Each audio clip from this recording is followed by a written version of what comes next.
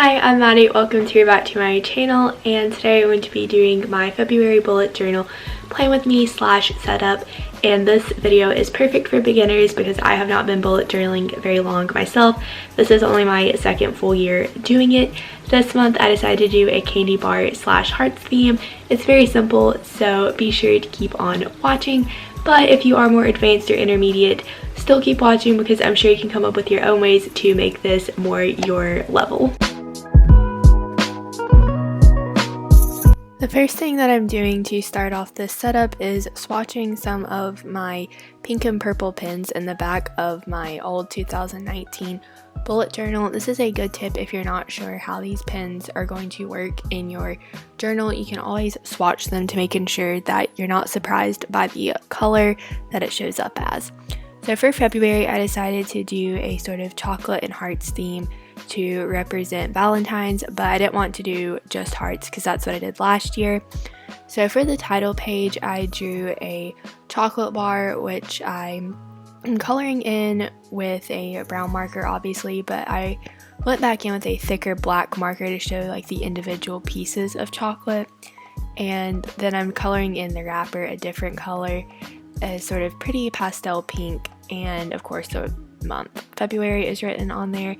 I think that this title page is super cute and it's really simple to do. It's just drawing a rectangle and then adding the details to turn the rectangle into a chocolate bar. 1, 2, 3, funk it. My darling, I love you, I love you, I love you, I love you, I love you, I love you, I love you, I love you, I love you, I love you, I love you, I love you, I love you. After I finished erasing the pencil marks, I went in with some different markers in the shades of pink and purple and added some hearts around it to sort of fill up some of the negative space we had going on, because it did feel a little too simple without the hearts, but I made sure to not go too overboard with it to still keep it a simplistic theme, because I personally like simplistic themes a lot more than the super intricate ones, just because I feel like it looks more organic and plus it's just more my speed.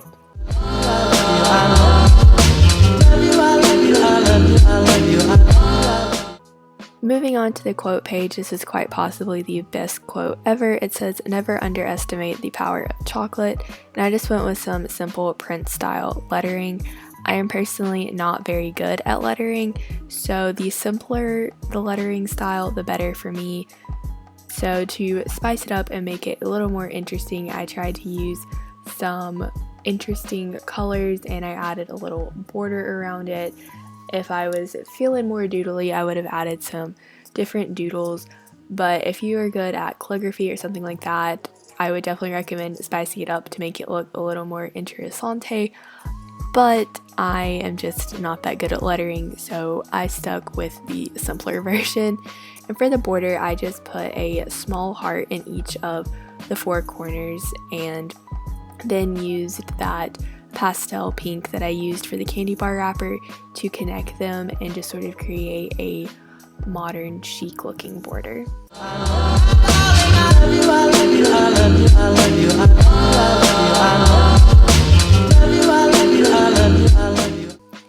Moving right along, we have the February calendar.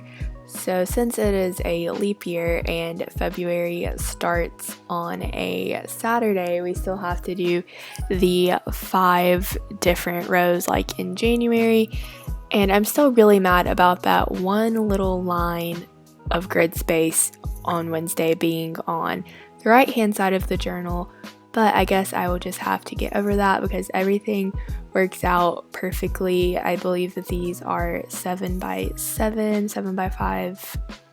I can't remember, but I have it all counted out, so I just have to use the same exact numbering for each month, except for I think it's maybe May and October or some other month that has 31 days where they don't all fit. But anyways, for this I'm just drawing out a calendar and then putting a small little pastel pink circle in the top left hand corner, writing in the number And then above the calendar, we have our headers, which would be Sunday, Monday, Tuesday, Wednesday, Thursday, Friday, Saturday. Highlighted that with the pastel pink and then put February 2020 on the right hand side of the spread, so it took up some more of that negative space and made it feel like a fuller spread.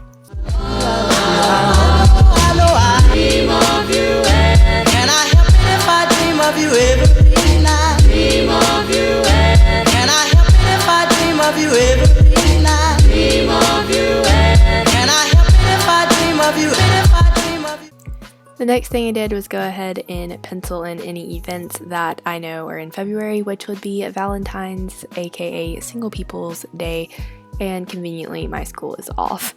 So the next spread is my mood tracker. So for this, I am drawing the same candy bar shape, but instead of writing February on it, I have drawn out 29 hearts, and I will color in a heart each day according to my mood. For this, I just like to keep it simple and choose 3 colors. If you are a more detailed mood tracker person, then you could easily use the same design, but instead of having 3 colors, you could do like 5 or 8 or however many float your boat. But I really like the coloring in mood trackers.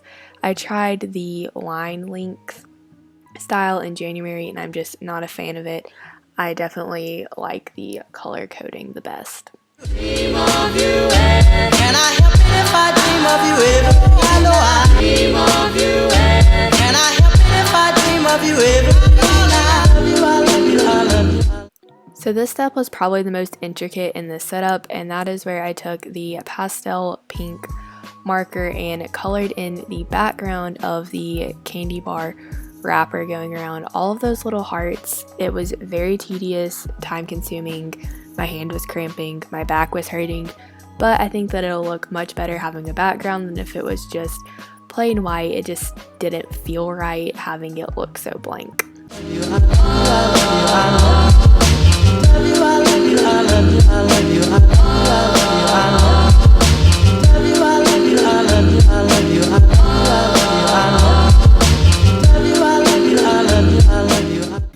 Finally, after probably 45 minutes, I am ready to write down mood tracker and put in my key. And one thing that I have been doing different this year that I really like is I have been keeping the prominent colors that I'm using in my spread in a little jar on my desk, so I don't have to hunt through all of my markers to find the ones that I'm using. This might be common sense and you might already be doing it, but this is something that I've started doing recently, like in January, and I have really been enjoying that for my bullet journal. Next to the mood tracker, it's time for the habit tracker. This spread has really not changed pretty much at all since I started bullet journaling. So there are 4 things that I track: of course, working out, water, eating healthy food, and wearing my retainer. For each habit, I draw out a little mini version of the calendar for that month. Some people don't put the numbers. I like to put the numbers so that way I can keep track of things, because if we're being honest, I do not complete every single one of these tasks every single day. So having the numbers helps me keep my place on the calendar. Whenever I successfully complete that habit for the day, then I will take a colored marker and color in a little circle over that number. This month I'm going to be using that same pastel pink color, and I set goals each month. And I set my goals based off of how many days are in the month. So if it is a longer month, like 31 days in January, then the goals may be 1 or 2 days higher than in a shorter month like February, where there's only 29 days. And at the end of each month, I will tally up my totals and hopefully I meet them. And if I do, I make note of it. If I don't, we just kind of move on. I tried my best, that sort of thing. But once I get done drawing these little calendars in, I create a little color border around the day label with the pastel pink. But before I do that, evidently I take my black brush pen and color in a little banner above each month, because I really wanted to play around with my Sakura Jelly Roll pens. So these are white jelly pens, and I just use that to write the habit that I'm tracking above the calendar. 1, 2, 3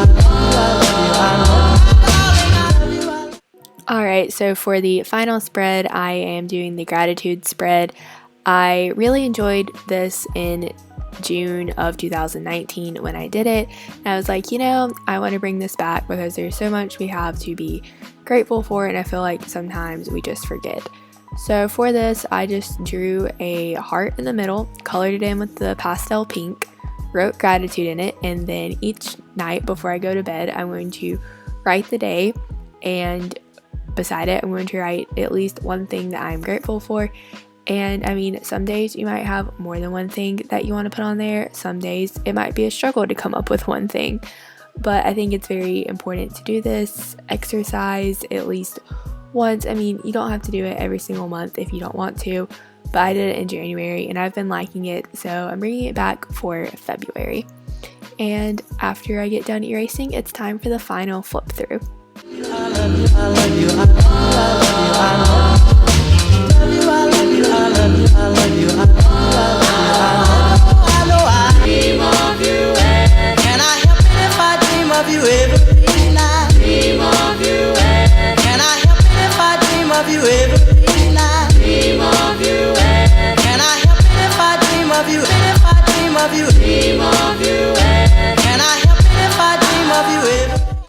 That's going to be all for today's video. If you liked it, be sure to give it a thumbs up. Comment down below what theme you'd like to see in March. And be sure that you're subscribed and have the bell turned on so you can be part of the hashtag M&M Squad. And I'll see you all in the next video. Bye!